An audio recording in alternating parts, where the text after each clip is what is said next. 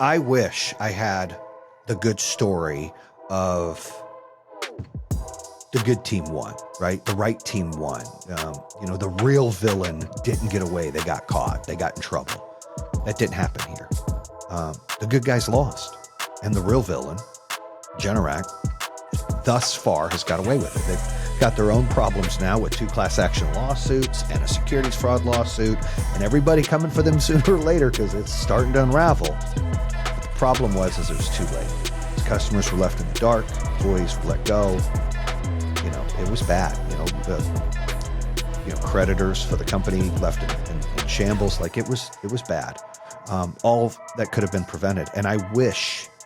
And look, if you asked me before this happened, I'd be like, there's no way that when people do the right thing, and people bust their tail and do everything right, that they lose. I would have been the first to tell you, you got to be a buffalo. You fight through it, you win, right? You get through it. Man, we were the buffalo of the buffaloes. We fought and fought and fought and fought and fought and fought. Like, did everything we could do to rebuild our reputation, which we finally got our BBB back, which was great. Did everything we could do to pick up the sales numbers, motivate the sales team, and get the customers to believe in us. Numbers were up. That was great. We just ran out of cash. We got hosed and lied to by Generac. I'm not pointing the finger and blaming. I mean, that is a problem, but that shit died with me 6 months ago. There's nothing I can do. It's got its own case now, bankruptcy and a lawsuit against Generac. Like, it's its own problem now. It's not my problem. I'm there to help any way I can to make sure these consumers are made right. But I say this because we were the buffaloes, and I'm a big believer. If there's times in life you got to be the buffalo, and you got to fucking hit it head on, right? And that's what we did. And we lost. And I talked about a podcast recently. Sometimes you lose, and when you lose, you actually win. Now, this loss hurt. And I always think there's a plan. There's a reason why things happen. God puts things in place for a reason. Like you learn, you struggle, you go through these things for a reason.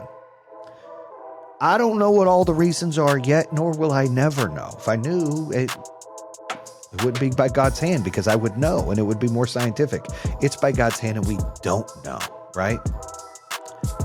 So I took that buffalo thought process and said, you know what? I wouldn't have done anything different. I would have done everything the exact same, fought the same way. I probably went out earlier on media and told the media what was going on. We were advised by PR and legal, like, hey, this will die down. Let's try to figure out more of the stuff. We're working with Generac, see what we can do, before we just land blasted them with the facts. We kind of got manipulated there. But I think that in life, when you're going through problems, maybe you're going through it in marriage, maybe you're going through it in business, maybe you're opening a business and you're struggling through these things, you never want to be the cow. You almost always want to be the buffalo and hit it head on. And I've been talking about 10 minutes about a buffalo, but this show's called Be the Storm, right? And so when I just mentioned that almost always you want to be the buffalo, there are times you need to be the fucking storm. What's that mean, Jason? Great fucking question. That means when you're the storm, everything is up for grabs. Meaning, no more fucking time for bullshit. All in, let's fucking go. Fucking you control the entire fucking landscape. Being a buffalo means you have your map, you're ready to rock and roll. Oh, here's the storm. You run through it and hit it head on. When you're the storm, you're making the shit. Bam. Jason Waller here from the BAM podcast. That's Business and Money Podcast. And I have my new coaching out called Business and Mindset Coaching. That's correct. Where I take my experience and my knowledge, which I have got a long sheet of it, building 4 companies over 9 figures, the last one worth $1 billion, 7-time CEO and Entrepreneur of the Year. I've been on a TED Talk. I've got a best-selling book.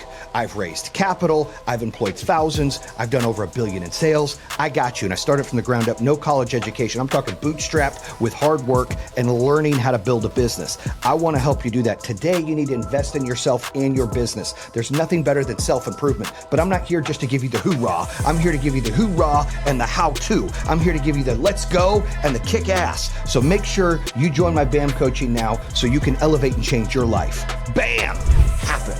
You're the one that controls all of it. And it's hard to do and you can't do it every fucking time. But there are times you got to be the fucking storm. I have a reset button on my life. I'm not running a fucking $1 billion business anymore. So I'm starting coaching for home service people out there, people who do landscaping, lawn care, HVAC, pest control, security, solar, like guys and ladies out there running companies that want to grow, want to scale, want to learn. I want to start giving back and let them use my knowledge and my wins and my losses to better themselves. But in order to do that, I got to be the fucking storm. I don't have problems coming at me now, right? There is no problem. There's no fucking storm coming at me. I got to make the storm. I got to shake up the environment. I got to rattle and make things happen. I've got to make other people, other situations get comfortable being uncomfortable in moving forward in life. Like, I'm not going to sit around and wait for a fucking storm.